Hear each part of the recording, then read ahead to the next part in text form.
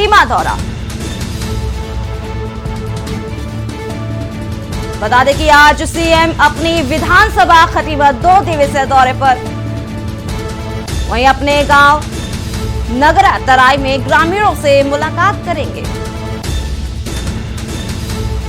बता दें कि खटीमा पहुंच अस्थाई शहीद पार्क में शहीदों को श्रद्धांजलि भी देंगे सीएम थामी। वहीं शहीदों के परिजनों को भी सम्मानित करेंगे, साथ ही साथ कार्यकर्ताओं के साथ बैठकर चर्चा भी करेंगे सीएम थामी।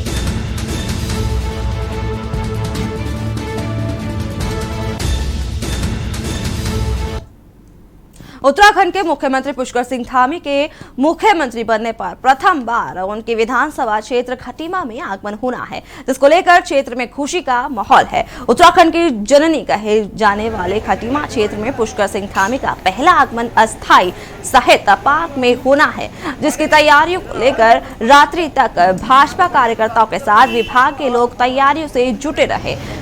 वरिष्ठ भाजपा नेता अमित पांडे व किशन सिंह का कहना है कि माननीय मुख्यमंत्री पुष्कर सिंह धामी का दौरा अपने गृह क्षेत्र में होना है, जिसको लेकर शहीदों की श्रद्धांजलि देने सबसे पहले शहीद पार्क में किया जाएगा और वहीं 40 योजनाओं का शिलान्यास और लोकार्पण होना है, जिसको लेकर कार्यकर्ताओं में खुशी है।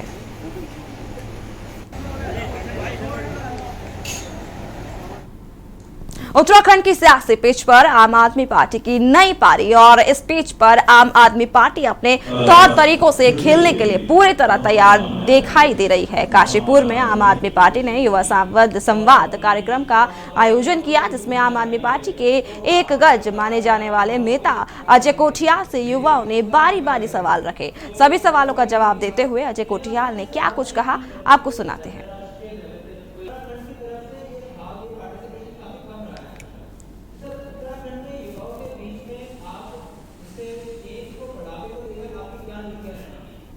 आज भी मैं यहाँ पे आया हूँ तो उसका एक मकसद है कि जब हम इलेक्शन वाले फील्ड में जाते हैं उससे पहले एक मैनिफेस्टो देते हैं कि ओके जब हम पावर में आएंगे तो हम क्या चीज़ें करेंगे।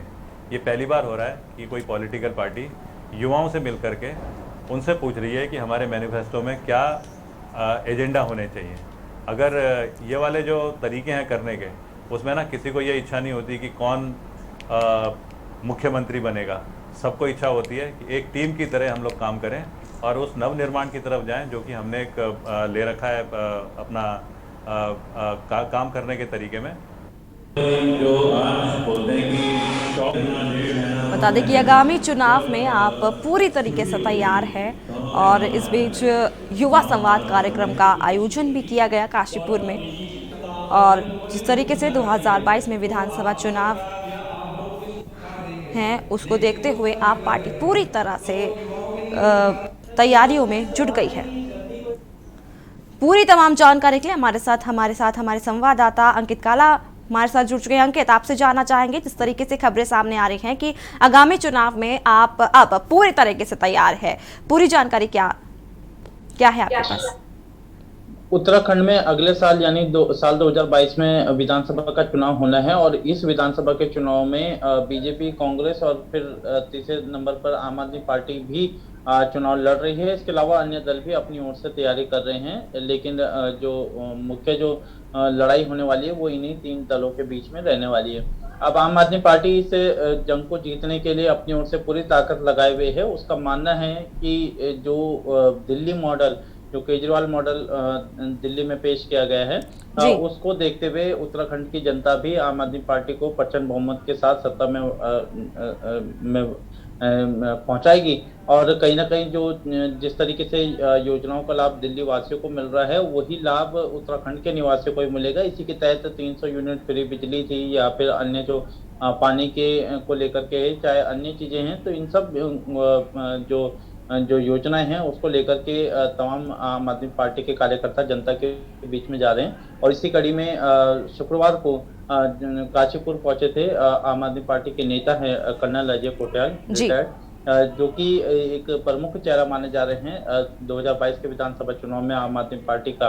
और इशारों में दिल्ली के उप मुख्यमंत्री मनीष सिसोदिया ने भी इस तरीके से इशारा किया था कि कर्नल अजय कोठियाल ही आम आदमी पार्टी के प्रमुख चेहरा के तौर पर होंगे, जिनके नेतृत्व में चुनाव लड़ा जाएगा। और इसी कड़ी में आम आदमी पार्टी के नेता कर्नल अजय कोठियाल जगह जगह जा रहे हैं, युवाओं के साथ संवाद कर रहे हैं, युवाओं से पूछ रहे हैं कि जी आप जी किस अंकित तरीके का अंकित आपसे ये भी जानना चाहेंगे, जिस तरीके से काशीपुर में आम आदमी पार्टी ने युवा संवाद कार्यक्रम भी किया है और इस दौरान कई युवाओं ने भी बढ़ चढ़कर हिस्सा लिया और तमाम सवाल भी पूछे उनसे।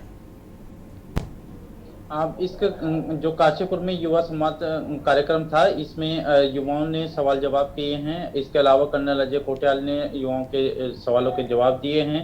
साथ ही उत्तराखंड का निर्माण किस तरीके से किया जाएगा, और दोनों ही दल, चाहे फिर बीजेपी और कांग्रेस की सरकारें रही हैं, तो उन दोनों ही दलों को कटाक्ष कटघरे में खड़ा किया है। और कहीं ना कहीं उन्होंने कहा है कि अगर आम आदमी पार्टी साल 2022 के विधानसभा चुनाव में सत्ता में वापसी करेगी, तो चाहे फिर वो बिजली के क्षेत्र की बात करें, चाहे वो रोजगार के क्षेत्र की बात करें, चाहे फिर वो स्कूलों के क्षेत्र की बात करें, तो इन सब बिंदुओं को लेकर के आम आदमी पार्टी एक मैनिफेस्टो तैयार करने वाली है। और आपने अभी बयान में भी सुना कि उन्होंने कहा कि एक मैनिफेस्टो का निर्माण आम आदमी पार्टी करेगी चुनाव से पहले, जनता के बीच में जाने से पहले। तो कहीं ना कहीं मैनिफेस्टो के माध्यम से जनता को लुभाने की कोशिश होगी। और इसी कड़ी में कर्नल अजय कोठियाल काशीपुर पहुंचे थे, जहां पर कि युवाओं ने उनसे कुछ सवाल पूछे हैं, सुझाव दिए हैं, और साथ ही उनका कहना है कि वो इसी तरीके से जगह जगह जाकर के उत्तराखंड के निवासियों की जो सोच है, समझ है, उसको एकत्रित करेंगे और उसके ही आधार पर एक मैनिफेस्टो तैयार किया जाएगा। और जहां तक हमारी जानकारी है, मैनिफेस्टो में 300 यूनिट फ्री बिजली की घोषणा की जा सकती है। इसके अलावा जो हमारे पेयजल को लेकर के भी कोई कुछ 1000 लीटर जो है वो उत्तराखंड के निवासियों को मुफ्त दिया जा सकता है। इसके साथ ही साथ स्कूलों को किस तरीके से हम बेहतर शिक्षा के दिशा में हम आगे बढ़ सकते हैं, तो बेहतर शिक्षा जी बिल्कुल अंकित, जी बिल्कुल अंकित, आप बने रहिए हमारे साथ और इस जानकारी के लिए आपका शुक्रिया। बता दें कि युवाओं के सवालों का जवाब दिया है और लगातार अब आप पार्टी बढ़ चढ़कर सामने आ रही है। 2022 के विधानसभा चुनाव को लेकर के आप अपनी तैयारियों में लगातार जुट रहा है। बता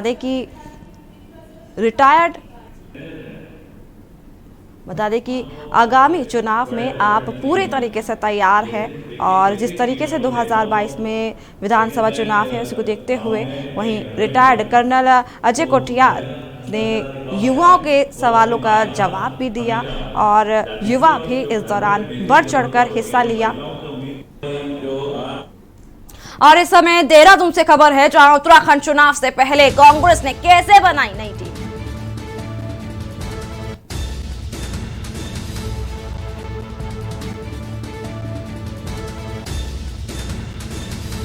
बता दें कि कैसे साधे गए समीकरण। 2022 के विधानसभा चुनावों की रणनीति को लेकर के कांग्रेस ने अपनी तैयारी तेज कर दी है। कांग्रेस ने अपनी नई टीम तैयार की है। बता दें कि अधिकांश चेहरे पुराने लेकिन भूमिका नई। देहरादून से आपको खबर दिखा रहे हैं, जहां आगामी विधानसभा चुनाव को लेकर के जोरों शोरों से तैयारी शुरू हो गई है कांग्रेस की। वहीं समीकरण साधने और फॉर्मूले लगाने की कवायद शुरू हो गई है। 2022 के विधानसभा चुनावों की रणनीति अब जोरों शोरों से शुरू कर दी है। अंकित कारा हमारे साथ मौजूद है। अंकित, आपसे जानना चाहेंगे, जिस तरीके से लगातार अब सारी पार्टियां जोरों शोरों से अपनी कवायद शुरू कर दी है, तैयारियों में जुटी हुई है और जिस तरीके से खबरें सामने आ रही हैं कि कांग्रेस ने भी अब तैयारी शुरू कर दी है, पूरी जानकारी आपसे जानना चाहेंगे। बिल्कुल, साल 2022 का जो विधानसभा चुनाव होना है उसको लेकर के सभी दल अपनी ओर से तैयारी कर रहे हैं और इसी तैयारी के बीच में कांग्रेस भी अपनी जो तैयारी है उसको तेज गति से कर रही है। और इन सब के बीच में एआईसीसी के हरी झंडी मिलने के बाद कांग्रेस ने एक सूची जारी करी है, जिसमें कि प्रदेश अध्यक्ष जो मौजूदा प्रदेश अध्यक्ष प्रीतम सिंह थे, उनको हटा करके जो पूर्व विधायक हैं कांग्रेस के गणेश गोदियाल, उनको प्रदेश अध्यक्ष बनाए। इसके साथ साथ जो 4 कार्यकारी अध्यक्ष, जैसे कि आपने पंजाब में देखा था, वही फॉर्मूला उत्तराखंड में भी लागू किया है। 4 कार्यकारी जो अध्यक्ष हैं उनको भी बनाया गया है। इसके अलावा जो चुनाव संचालन समिति के अध्यक्ष पूर्व मुख्यमंत्री और कांग्रेस के राष्ट्रीय महासचिव हरीश रावत को इसकी जिम्मेदारी दी है। साथ ही साथ जो नेता प्रतिपक्ष के जो खाली कुर्सी थी उसमें जो मौजूदा प्रदेश अध्यक्ष थे प्रीतम सिंह, उनको नेता प्रतिपक्ष बनाया गया है। तो इस तरीके से एक समीकरण साधने की कोशिश की है ताकि 2022 के जी जी विधानसभा। अंकित आपसे ये भी जानना चाहेंगे, जिस तरीके से कांग्रेस ने अपनी नई टीम तैयार की है, क्या लगता है आने वाले दिनों में? देखिए, जहाँ तक कांग्रेस के नेताओं से हमारी बातचीत हुई है तो उनका साफ तौर पर ये कहना है कि जिस तरीके से माहौल है और जिस तरीके से हालात हैं, तो कहीं ना कहीं कांग्रेस के पक्ष में है। और जो नई कार्यकारिणी का जो गठन किया गया है, नई टीम जो तैयार की गई है, उससे कार्यकर्ताओं में जोश और जज्बा देखने को मिल रहा है। और कहीं ना कहीं जो इसका फायदा कांग्रेस पार्टी को साल 2022 के विधानसभा चुनाव में देखने को मिलेगा। जबकि बीजेपी या आम आदमी पार्टी से भी हमारी बातचीत हुई तो उनका कहना था कि इससे कोई बहुत ज्यादा लाभ नहीं होने वाला है। चार कार्यकारी अध्यक्ष कहीं ना कहीं एक सिर फुटबॉल की स्थिति को बनाए हुए हैं और कभी ना कभी बहुत जल्दी कांग्रेस में इस तरीके से एक बड़ा विस्फोट जो है वो देखने को मिल सकता है। तो कुल मिलाकर के इसका कितना फायदा कांग्रेस पार्टी को होगा, ये आने वाला वक्त बताएगा। लेकिन कोशिश कांग्रेस पार्टी कहीं ना कहीं इस नई टीम के माध्यम से कर रही है कि जनता तक पहुंचा जा सके। जी, बता दें कि कांग्रेस ने अपनी नई टीम तैयार कर ली गई है और अधिकांश चेहरे पुराने, लेकिन भूमिका नई हो गई है। अंकित, इस पूरी जानकारी के लिए बहुत बहुत शुक्रिया। बता दें कि 2022 के विधानसभा चुनावों की रणनीति और वहीं लगातार जोरों शोरों से तैयारी शुरू हो गई है। वक्त हो चला एक छोटे से ब्रेक का, ब्रेक के बाद जल्द हाजिर होंगे। आप देख रहे हैं के न्यूज, खबरों का सारथी।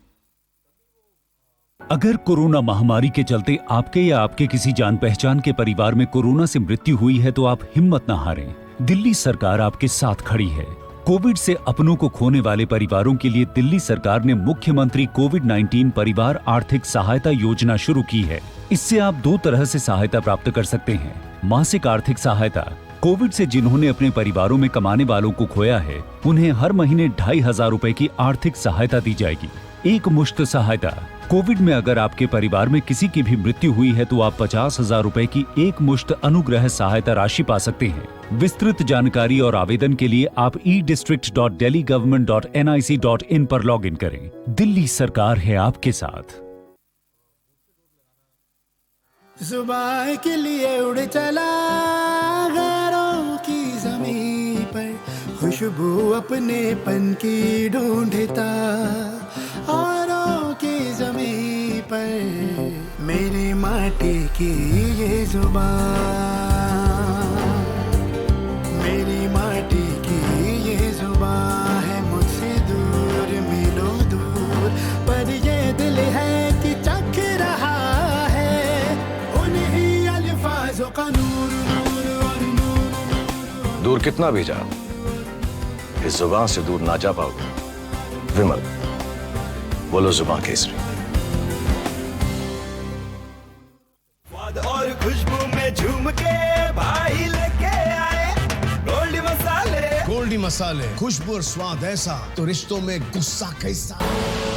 आप देख रहे हैं के न्यूज, खबरों का सारथी। ब्रेक के बाद स्वागत है आपका। और इस वक्त लक्सर से खबर है, जहां सहकारिता समिति में 8 कर्मचारियों की नियुक्ति निरस्त। बता दें कि महेंद्र सिंह ने मंत्री धन सिंह रावत ने की थी शिकायत। समिति के प्रबंधक बोर्ड ने गुपचुप तरीके से की थी भर्ती। नियुक्ति वाले व्यक्तियों से वसूले गए लाखों रुपए। आपको बता दें कि भर्ती में गड़बड़ी होने की पुष्टि के बाद निरस्त किया गया। वहीं सहायक निबंधक ने 8 कर्मचारियों की भर्ती निरस्त की। वहीं विकासखंड के गोवर्धनपुर सहकारी समिति का ये पूरा मामला बताया जा रहा है, जहां सहकारिता समिति में 8 कर्मचारियों की नियुक्ति निरस्त कर दी गई है।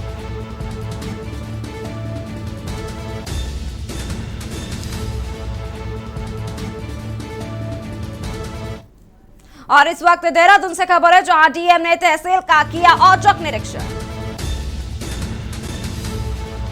निरीक्षण के दौरान व्यवस्थाओं का लिया गया जायजा। बता दें कि आम जनता को कैबिन के अंदर देख जताई नाराजगी। वहीं अधिकारियों को जमकर लगाई फटकार। वहीं डीएम ने छुट्टी पर चल रहे अधिकारियों का डाटा निकलवाया। वहीं अटेंडेंट रजिस्टर में नहीं मिली अधिकारियों की एंट्री। डीएम ने तहसील का औचक निरीक्षण किया, वहीं व्यवस्थाओं का जायजा लिया। और इस वक्त लक्सर से खबर है, जहां सभी बॉर्डर पर प्रशासन ने बढ़ाई चौकसी। बता दें कि आज गुरु पूर्णिमा स्नान पर सख्ती, वहीं दूसरे प्रदेशों से आने वाले श्रद्धालुओं पर रोक। सभी बॉर्डर पर प्रशासन ने बढ़ाई सख्ती। आज गुरु पूर्णिमा स्नान पर सख्ती, वहीं आरटीपीसीआर नेगेटिव रिपोर्ट पर ही प्रदेश में एंट्री। सावन का महीना कल से शुरू, वहीं आज गुरु पूर्णिमा अमावस्या है, जिसको देखते हुए आरटीपीसीआर नेगेटिव रिपोर्ट नेगेटिव होगी तभी प्रदेश में एंट्री मिल सकेगी।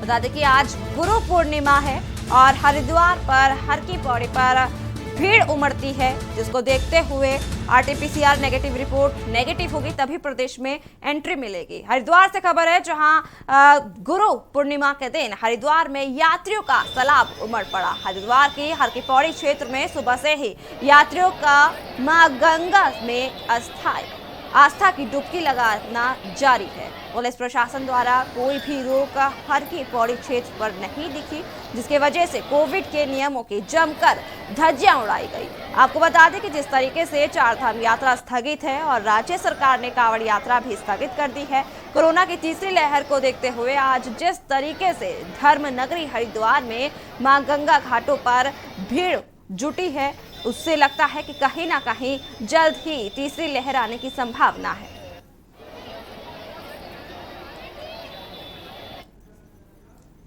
आपको